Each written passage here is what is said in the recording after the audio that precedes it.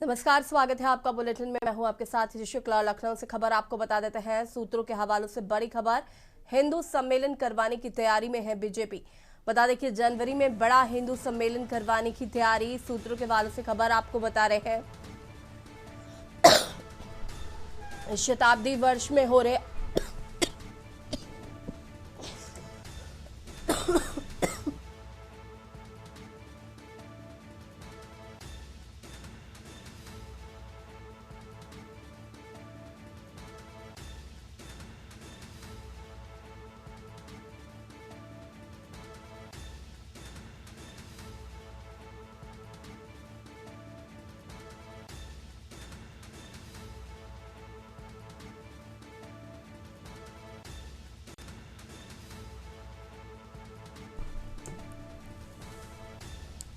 शताब्दी वर्ष में हो रहे आयोजन के बीच सम्मेलन सीएम योगी को हिंदुत्व के प्रमुख चेहरे प्रोजेक्ट करने का संकेत। योगी का हिंदुत्ववादी चेहरा और चमकाएगा संघ, हिंदुओं में जातिगत विभाजन खत्म करने की रणनीति। सीएम के साथ संघ पदाधिकारियों ने बनाई रणनीति। 2027 में विधानसभा चुनाव की तैयारियों पर हुआ मंथन। चुनाव को लेकर सक्रिय मोड में भाजपा संघ सरकार। जनवरी में संघ के पंच प्रण और सम्मेलन की तैयारी है। कर्तव्य को जन जन तक पहुंचाने पर जोर, एसआईआर में कम सक्रिय विधायकों को सचेत करने पर मंथन।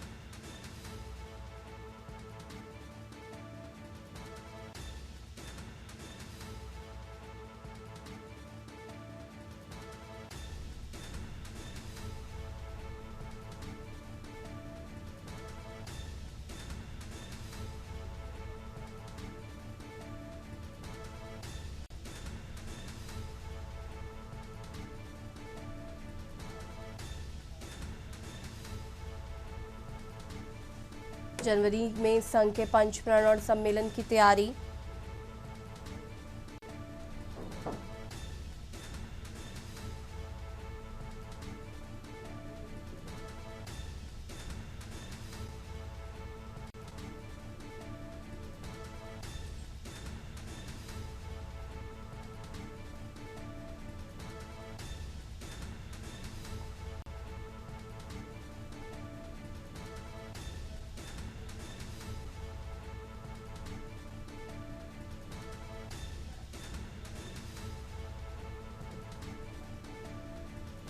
और इसी खबर पर ज्यादा जानकारी के लिए संवाददाता मनीष हमारे साथ जुड़ चुके हैं। मनीष, क्या कुछ जानकारी है? जनवरी में बड़ा हिंदू सम्मेलन करवाने की तैयारी है बीजेपी की। जी बिल्कुल, जिस प्रकार से अगर देखा जाए तो भारतीय जनता पार्टी जो है बहुत ही बड़ा सम्मेलन जो है अगले महीने कराने की जो है प्लानिंग कर रही है। जिस प्रकार से अगर देखा जाए, कल संगठन और मुख्यमंत्री और बाकी कैबिनेट मंत्रियों के बीच में काफी देर तक जो है बैठक चली और बैठक में संगठन के कई पदाधिकारी मौजूद रहे। इस बैठक में ही ये लगभग तय किया गया है कि एक हिंदू सम्मेलन करवाने का पूरा प्रोग्राम बनाया गया है, जिसमें मुख्यमंत्री के द्वारा जो है सहमति भी जताई गई। तो कह सकते हैं योगी का हिंदुत्व चेहरा चमकाने के लिए संघ के द्वारा जो है इस सम्मेलन को लेकर के तैयारी चल रही है। और जिस प्रकार से देखा जा सकता है, हिंदू समाज में जाति जगत विभाजन खत्म करना और व्यापक एकजुटता बनाने के लिए सम्मेलन का पूरा एक प्रोग्राम तय किया गया है। अभी तारीख की घोषणा नहीं की गई है, लेकिन जिस प्रकार से 2027 का विधानसभा चुनाव है, उसी तैयारी का ये एक मंथन या एक पहल मानी जा सकती है। और जिस प्रकार से सामाजिक समरसता, कुटुंब प्रबोधन, पर्यावरण संरक्षण, स्वदेशी आवरण के अलावा भी जो है के बिंदुओं पर भी जो है काफी चर्चाएं हुई। SIR से जुड़ करके भी इस बैठक में बात हुई थी, लेकिन जिस प्रकार से हिंदू सम्मेलन जो एक सबसे बड़ा प्रोग्राम देखने को मिलेगा, जिस प्रकार से ये चीजें निकल करके आई हैं और आने वाले समय में जो है ये 2027 के विधानसभा से जोड़कर देखा जा रहा है। जी बिल्कुल, शुक्रिया आपका मनीष, जानकारी साझा करने के लिए। बने रहिएगा हमारे साथ, और भी अपडेट आपसे लेंगे। लखनऊ से खबर आपको बता देते हैं, जहां पर 56 एकड़ में तैयार होगा प्रेरणा स्थल। गोमती किनारे 56 एकड़ में तैयार होगा बसंत कुंज। गोमती किनारे 56 एकड़ भूमि राष्ट्रीय प्रेरणा स्थल के आकार विशालकाय होगा, कमल के फूल की आकृति पर आधारित होगा और बन रहे प्रेरणा स्थल का उद्घाटन 25 नवंबर को प्रधानमंत्री नरेंद्र मोदी कर सकते हैं।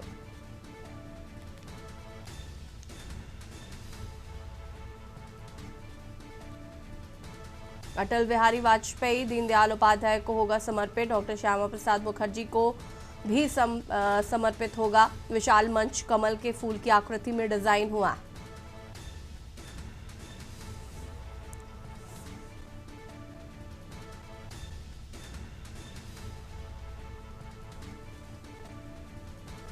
पीएम मोदी कर सकते हैं प्रेरणा स्थल का उद्घाटन। और इसी खबर पर ज्यादा जानकारी के लिए संवाददाता मनीष हमारे साथ जुड़ चुके हैं। मनीष जी, क्या कुछ जानकारी है, प्रेरणा स्थल बनाया जा रहा है?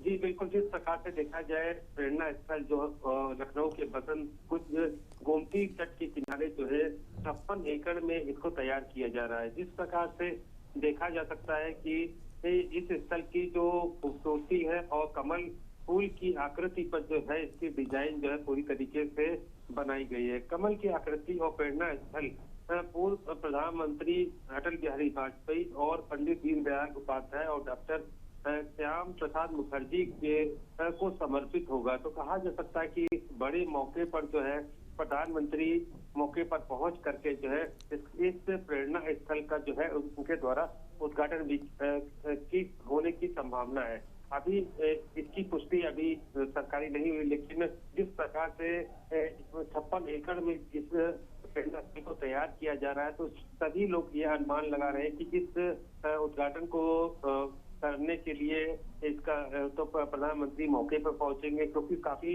बड़े नाम जो है इस स्थल से जुड़े हैं। यहाँ पर बड़ी बड़ी मूर्तियां भी लगाई गई हैं।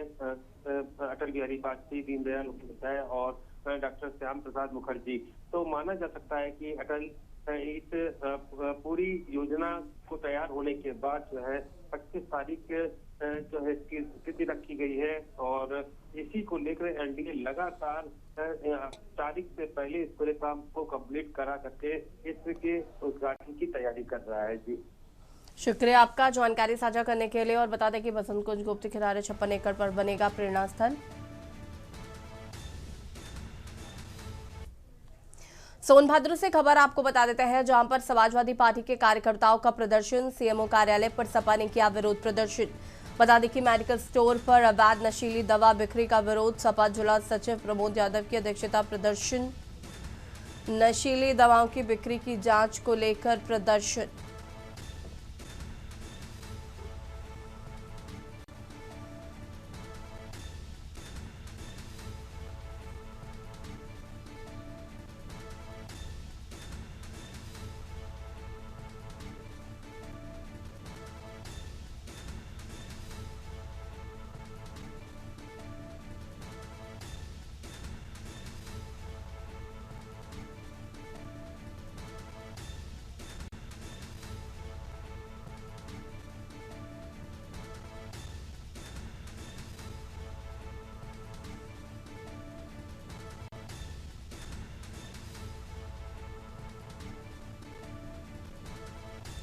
और इसी खबर पर ज्यादा जानकारी के लिए आलोकपति तिवारी हमारे साथ जुड़ चुके हैं। आलोकपति जी, क्या कुछ जानकारी है इस खबर को लेकर? जी आपको बता दें कि यहाँ पर आज सीएमओ कार्यालय पर आज समाजवादी पार्टी के जिला सचिव प्रमोद यादव द्वारा प्रदर्शन किया गया है। प्रमोद यादव का कहना है कि सोनभद्र के अंदर लगातार ड्रग का कारोबार तेजी से यहाँ पे अगर देखा जाए तो कोडीन सिरप भारी मात्रा में लगातार बरामद हो रही है, जिसके लगातार यानी इनका कहना था कि ये जितने भी मेडिकल स्टोर हैं, इसके स्वास्थ्य विभाग और खाद्य औषध विभाग द्वारा लगातार छापेमारी की जाए, जिससे कि यहाँ के जितने भी जनपद के युवा हैं वो नशीली दवा से बच सकें। प्रमोद ने आरोप लगाते हुए कहा कि यहाँ पे मेडिकल स्टोरों पर नशीली इंजेक्शन और नशीली दवाएं आसानी से युवाओं को मिल जाता है, चाहे वो यानी डॉक्टर का रेफरेंस रहे या न रहे, मेडिकल स्टोर मनमानी तरीके से यहाँ पर बेच रहे हैं, जिस पर लगाम लगाने की आवश्यकता है। जी शुक्रिया आपका जानकारी साझा करने के लिए। और बता दें आपको कि सीएमओ कार्यालय पर सपा ने किया विरोध प्रदर्शन। मुरैना से खबर, जहां पर विवाह समारोह में चली गोलियां, 3 लोग गोली लगने से हुए घायल। गंभीर रूप से घायल एक व्यक्ति को ग्वालियर रेफर किया गया है और 2 अन्य घायलों का स्थानीय अस्पताल में इलाज चल रहा है। घायल रविंद्र पेट में गोली लगने से गंभीर रूप से घायल है। गब्बर कुशवाहा की जांघ और महावीर के हाथ में गोली लगी। तकरीबन 1 सैकड़ा फायरिंग होने का ग्रामीणों ने दावा किया। सूचना पर पहुंची पुलिस। सांबलियापुरा का ये पूरा मामला बताया जा रहा है।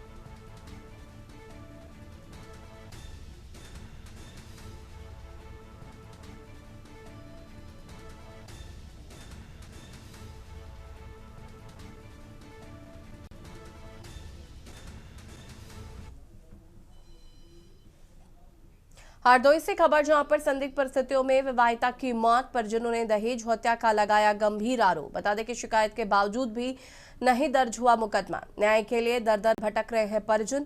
पीड़ित परिवार ने एसपी से लगाई है न्याय की गुहार। एसपी ने मामले की जांच कर कार्रवाई के निर्देश दिए हैं। लोनार कोतवाली क्षेत्र के मानीमऊ ग्राम सभा का ये पूरा मामला बताया जा रहा है।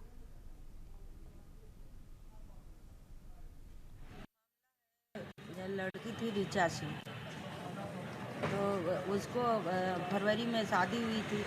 दहेज के लिए ससुराल वाले आए दिन प्रताड़ित कर रहे थे उसको। एक मकान था यहाँ लखनऊ चुंगी पे, तो उसकी डिमांड कर रहे थे या तो बेच के पैसे दे दो या मेरे नाम ट्रांसफ़र करो। उसी बात को लेके झगड़ा होता रहता था। सास ससुर और नंद आदमी उनके सब परेशान करते थे उसको। लड़की प्रेग्नेंट थी, 8 महीने प्रेगनेंसी थी, और उसको उस दिन 26 तारीख को लात मार दी उसकी ननद ने, तो वो गिर गई। आदमी भी हाथ पकड़े रहा। दिक्कत ये थी, मेरी बहन की शादी 2024 फरवरी 2025 को मानीमो गांव थाना लोनार में हुई थी जी। तो उसके नाम एक मकान है लखनऊ चुंगी मंडी के सामने, मेरी बहन के नाम। तो उसको लेकिन आए दिन प्रताड़ित करते थे, आए दिन मारपीट की, वो मकान बेचो या मेरे नाम ट्रांसफ़र करो, वरना ऐसे ही। तो मेरी बहन ने साफ मना कर दी कि वो तो मेरे नाम है, वो आपका भी होगा। लेकिन वो तब भी नहीं माने। 8 महीने की प्रेग्नेंट थी।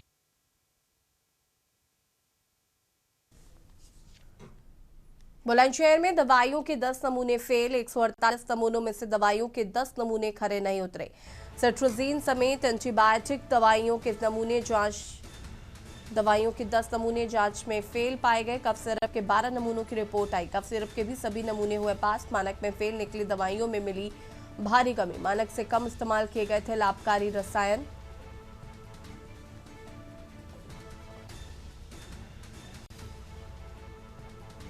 दवाइयों के 10 नमूने जांच में हुए फेल।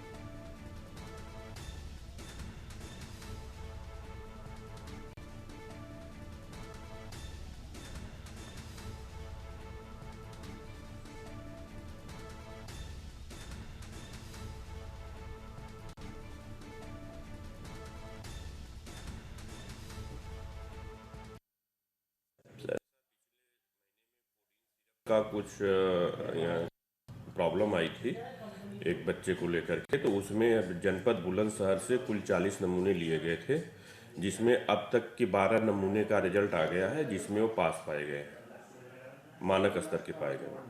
और इसके अलावा जो दूसरी दवाइयों के नमूने हैं वो कितने लिए गए थे नमूने उसके, और कितने फेल हुए हैं? दूसरी दवाइयों के नमूने 150 नमूने अभी तक लिए गए हैं अप्रैल से लेके अभी तक, जिसमें हमारे 10 नमूने फेल आए हैं, जिसमें उनकी विवेचना चल रही है, और एक में उसने चैलेंज कर दिया है, जो कि उसके मतलब नमूने को सीडीएल भेजा गया है। और इसी खबर पर ज्यादा जानकारी के लिए संवाददाता अनिल हमारे साथ जुड़ चुके हैं। अनिल मेरा क्या कुछ जानकारी है इस खबर को लेकर?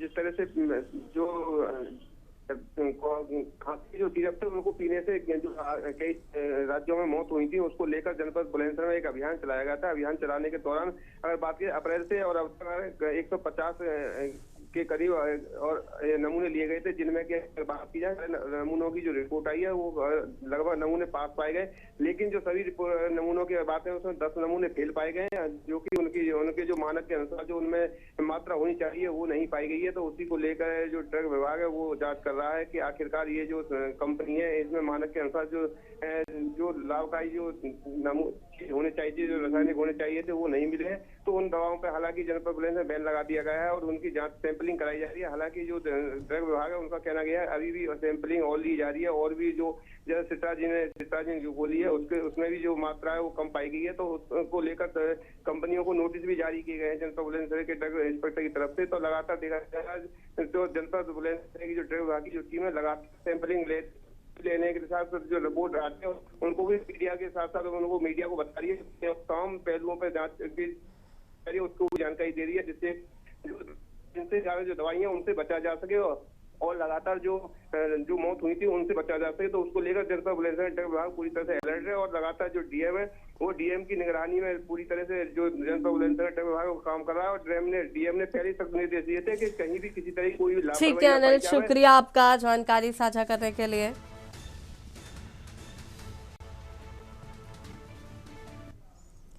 सोनभद्र से खबर आपको बता देते हैं, जहां पर यातायात पुलिस ने चलाया चेकिंग अभियान। पुलिस अधीक्षक के निर्देशन में सघन चेकिंग अभियान चलाया गया। यातायात पुलिस ने की स्कूल वाहनों की सघन चेकिंग। कुछ बसों में सीट से ज्यादा बैठाए पाए गए बच्चे। पीएसआई भरत कुमार राय द्वारा की गई चालान की कार्रवाई। यातायात प्रभारी बोले अभियान से सुरक्षित रहेंगे बच्चे।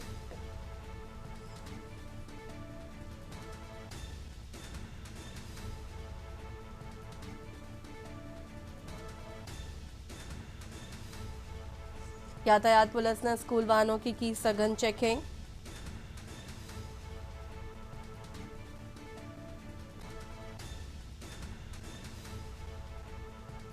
यातायात प्रभारी बोले अभियान से सुरक्षित रहेंगे बच्चे।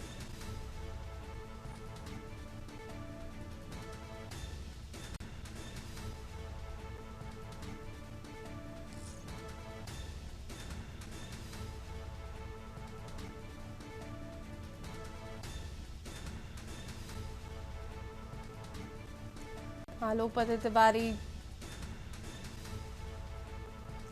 तिवारी हमारे साथ फोन लाइन पर जुड़ चुके हैं। क्या कुछ जानकारी है? यातायात पुलिस ने किया सघन चेकिंग अभियान। जी आपको बता दें कि सोनभद्र जनपद के पुलिस अधीक्षक अभिषेक वर्मा के निर्देशन पर यह विशेष वाहन चेकिंग अभियान चलाया जा रहा है। इस चेकिंग अभियान में विद्यालय के स्कूल बसों को चेक किया जा रहा है। नगर में ज्यादातर देखा जाता है कि ऑटो और ई रिक्शा से बच्चे ढोए जाते हैं, जिससे हमेशा यह खतरा बना रहता है कि नहीं नगर यानी बच्चे कहीं ऐसा ना हो कि दुर्घटनाग्रस्त हो जाएं।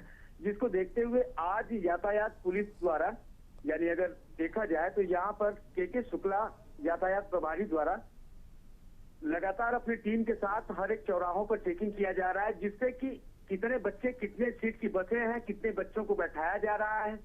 आज विशेष बातों का ध्यान देते हुए चेकिंग किया गया और कई वाहनों पर ओवरलोड यानी जितने सीटें हैं उससे कहीं ज्यादा बच्चे बैठे हुए थे, इस पर कार्रवाई भी की गई थी। ठीक है, शुक्रिया आपका जानकारी साझा करने के लिए। यातायात प्रभारी बोले अभियान से सुरक्षित रहेंगे बच्चे।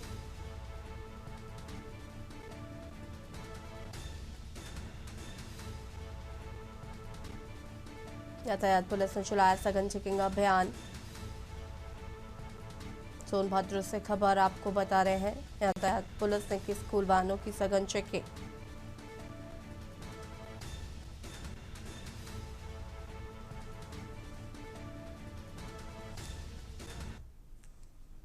कानपुर देहात से खबर, जहां पर हुआ दर्दनाक सड़क हादसा, 2 लोगों की मौत हो गई। तेज रफ्तार स्कॉर्पियो ने स्कूटी को मारी टक्कर।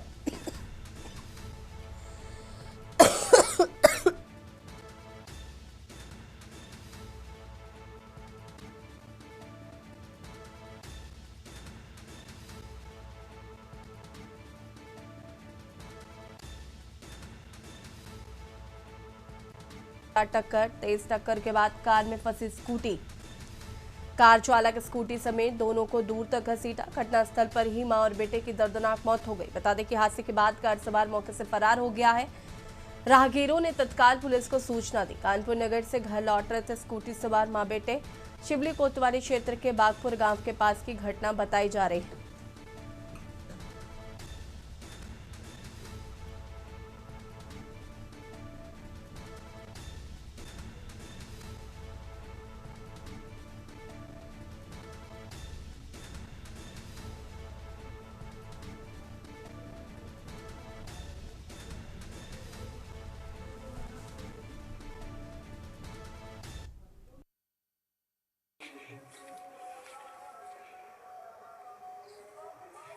इसी खबर आपको बता देते हैं, जहां पर पुलिस पर गैर जनपदी बदमाशों ने झोंकी फायर। पुलिस की फायर से एक बदमाश के पैर में गोली लगी है। कुछ दिन पूर्व ही बदमाशों ने व्यापारी से मारपीट की थी।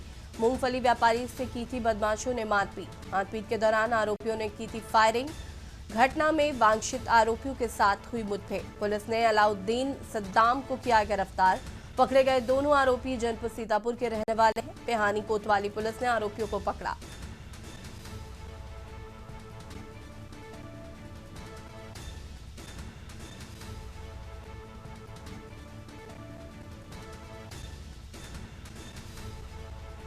पुलिस ने अलाउद्दीन आज दिनांक 1 दिसंबर 2025 की रात्रि में थाना पिहानी पुलिस द्वारा थाने से वांछित चल रहे 2 अभियुक्तों को मुठभेड़ के दौरान गिरफ्तार किया गया है। इनके नाम अलाउद्दीन पुत्र जलालुद्दीन निवासी साय मोहली थाना कोतवाली देहात जनपद सीतापुर एवं सद्दाम पुत्र सैफुल्ला निवासी कस्बा एवं थाना पिसावा जनपद सीतापुर हैं। इनके द्वारा पुलिस पर फायरिंग की गई, जिसमें पुलिस द्वारा आत्मरक्षार्थ की गई जवाबी फायरिंग में अभियुक्त अलाउद्दीन के पैर में गोली लगी है।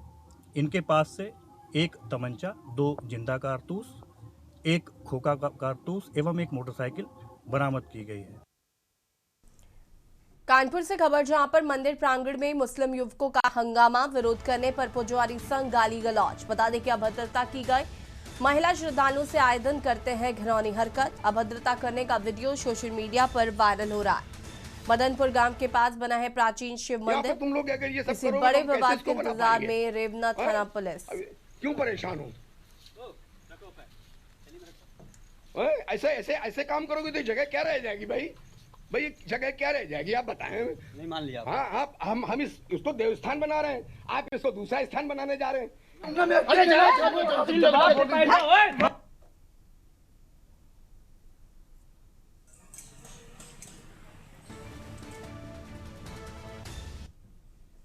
बजनौर से खबर, जहां पर जिला मेडिकल कॉलेज अस्पताल में चूहों का आतंक। मरीजों की रोटियां खा जाते हैं चूहे। वीडियो हुआ वायरल। वार्ड में मरीज के बगल में रखी रोटी खा जाते हैं चूहे।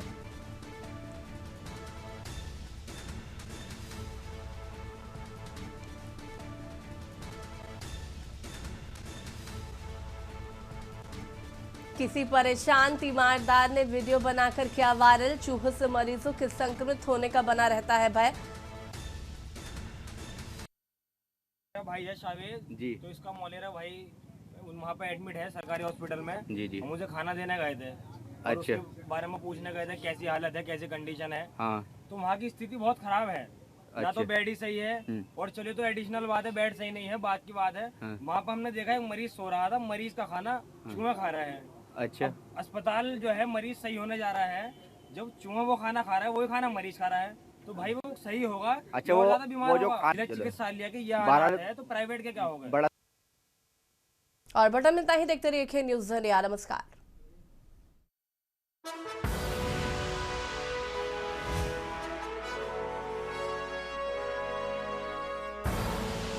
आप देख रहे हैं के न्यूज़, खबरों का सारथी।